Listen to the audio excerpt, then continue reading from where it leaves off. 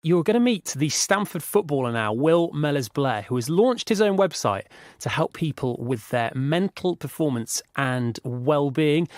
Will, I've got to say, first of all, are you enjoying the sunshine?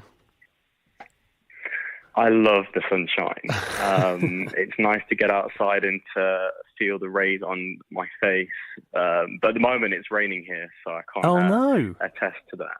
I have heard rumours that there are some storms brewing around the Midlands, so that does make sense. Yeah. Tomorrow is back to like 27 and sunny, so we're all good. Yeah. It's if it's going to happen, it's going to happen on a Monday, isn't it? That's okay. We can deal with that as long as it's not the weekend. It's fine. Now, Will, I think we need to really start at the beginning here with your story because you've had a lot of stuff to deal with in your life. You've had a lot of hurdles to overcome. So tell us a little bit about your journey through your teenage years to where you are now. Yeah, so really early on, I was playing amateur football for like a year, I think. And after that year, I was scouted by Manchester United. So signing at United after a successful trial, I was just surrounded by elites, everything really, coaches, technologies, players. And being around this environment, I just thought to myself, yeah, I belong here. So I've always been fueled from that young age by performance.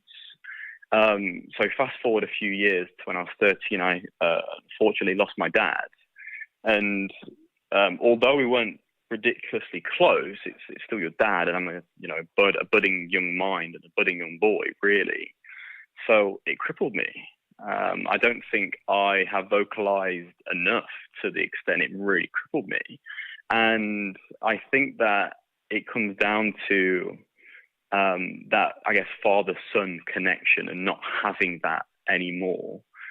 He used to come and watch me play at the weekend. He bought me my first pair of Predators, all the little things that I remember.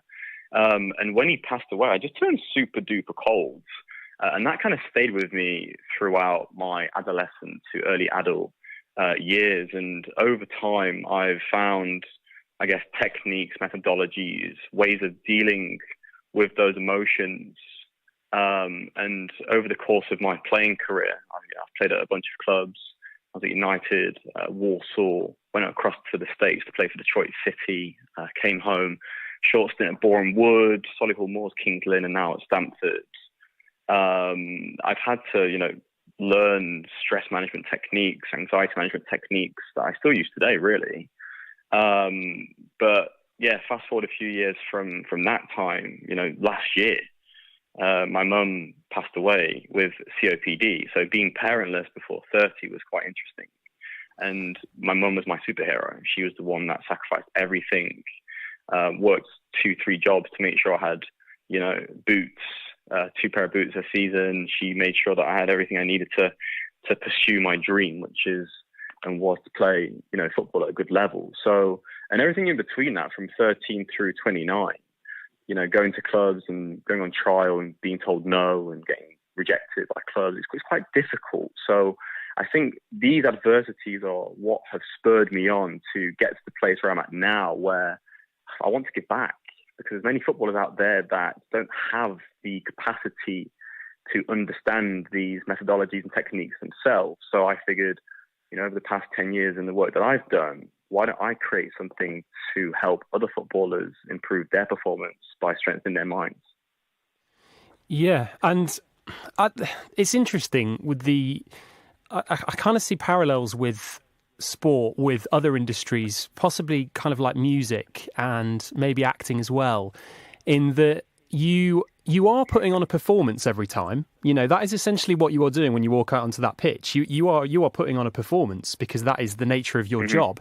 And you're also having to kind of mask any mental doubts you might have. And particularly when you've had tragedy in your life. I had a tragic incident when I was 14. My mum took her own life. So I know exactly what it's like when you wake up and you have those negative thoughts, and it makes you almost not want to go and perform sometimes, because your mind is not in that place. So you must have got to a point now where you can manage that expectation, and you can you can deal with it.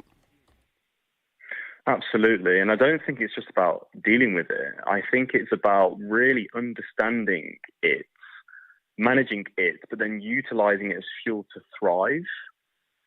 Because you're correct in what you mentioned. And I actually have worked with an artist, a signed artist, who's moving through his own difficulties as well. And you're right, at home and behind the scenes, there are certain individuals with no mask.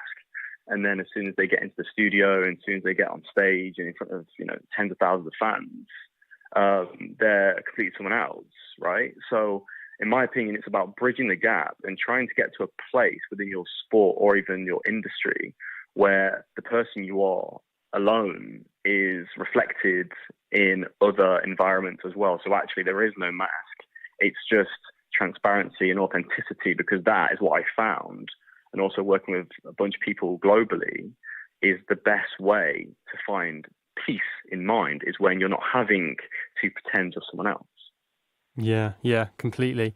What's the response been like from the people within football that that have sort of seen the website and seen what you've been doing? Yeah, well, my background's in the corporate environment, so I've done a bunch of work with the NHS, Public Health England, and Google, to name three institutions pertaining to their mental performance strategy. So my work initially started in the corporate realms, to amazing feedback, and it drives what I do with some of my other projects. But I thought to myself a few weeks back, and actually my partner and I built the business plan for TrueMind, and I was doing it. I've got a little daughter. I was doing it at like 2 in the morning, 4 in the morning when she was waking up for her feet.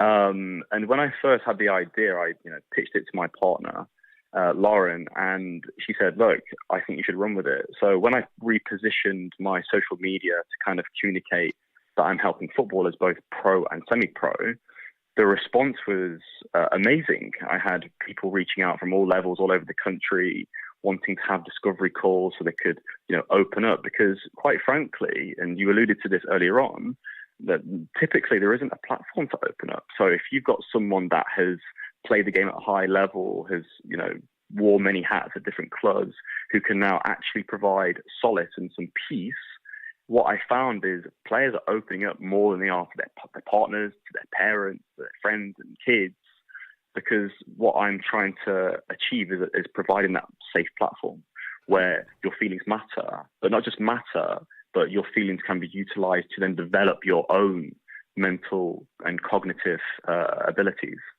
Yeah, and I bet they trust you as well, because they they have that understanding that you can see things from both sides, which must really help. The game has evolved in terms of it being more acceptable to talk about things like emotions and your mental well-being. I think we're still at the early stages, if I'm being completely honest. I always make the comparison to the physiological side of the game. We have everything available to us now, such advanced tech. So, heat maps and distance and expected goals and all this data we've got. And I look at it like, that's amazing. And we've come a long way. But actually, when you think about it from a structural level, our minds quite literally drive our physical bodies. So then I argue, so why are there not more mind or mental technologies available to drive performance? So I think we're still at the early stages, and I'm super duper grateful to be operating within this space and making an impact at such an early stage. But I think we've moved, a seismic shift. Really, there's been a seismic shift in movement with acceptance. Because back when I was playing, and I'm sure if there's a few footballers playing, or even some old veterans listening to this, growing up, there was no speaking to the gaffer about how you're feeling, because it's all perceived as weakness. We all kept it in. Right. But what happens is when we keep it in for too long, we implode. Yeah, I completely get that. That is something that has been, a bit of an issue with sport, hasn't it? Particularly football over the years. It's that thing of stiff upper lip and, you just get on with it kind of thing. Yeah. But obviously we've moved on a long way from those sort of days. You mentioned on your website, you talk about epigenetics, which is something that you've studied. Can you tell us a little bit more about that? Absolutely. So epigenetics essentially is the science behind the activation of DNA. So at a theoretical level, what science suggests is that through such things as your mind or your mindset, through such things as your environment, and through such things as your consumption, so what you watch, what you listen to, what you consume in foods, can have a direct effect on your DNA genetic expression, which ultimately, on a kind of, I guess, human level, is based on what you consume. You can have a direct effect on how your physical body kind of behaves. So to kind of give an example, if the kind of the goal is to become, elite with your cardiovascular capacity, you might currently be in an environment where you're hanging around with people that are not healthy and well. You might be listening to things that are adverse for your well-being. You might be drinking lots of alcohol, etc. So to plug the different variables to then move towards that cardiovascular elite capacity, you have to then change your environment, change your consumption, etc. So then you have an effect at that cellular level. It's really interesting. I feel with sport, and when you get to the sort of elite level, you talk a lot about kind of marginal gains and just improving things by a couple of %. And I have that feeling with the human body, and it's something I'm particularly interested with, kind of diet and nutrition. But when I'm not eating well, and I know I don't feel as well, but at the time you don't really read too much into it. But then when you do go on a bit of a health binge and you get into a really good routine with your diet and your sleep, the impact it has is absolutely massive, isn't it? Like it's a huge difference in your well-being and the way that you feel. Yeah, absolutely. I mean, if you look at the human functioning mechanism, which is our human bodies, right? If you look at it as a scientific kind of structure, what we consume directly affects how we experience and how we perform in our day-to-day. So if you're consuming a bunch of simple sugars and simple carbs, of course you're going to be lethargic because you're getting a sugar rush and you're depleting of energy. But if you're, having sustainable complex carbohydrates, you're getting your leafy veggies in, you're getting your dark leafy greens in, so the spinach, the kales, you're getting the sweet potatoes in, etc. Of course it's going to have an effect because you're then fueling for performance.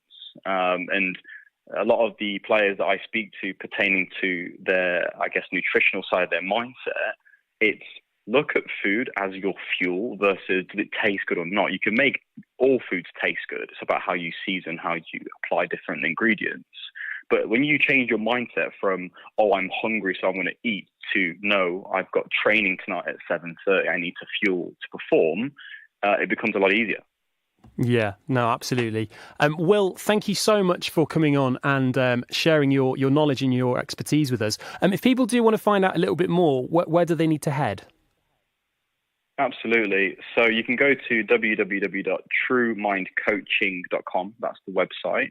Or you can find me on most social media platforms, namely Twitter, Instagram, and LinkedIn. Just search Will Mellors-Blair.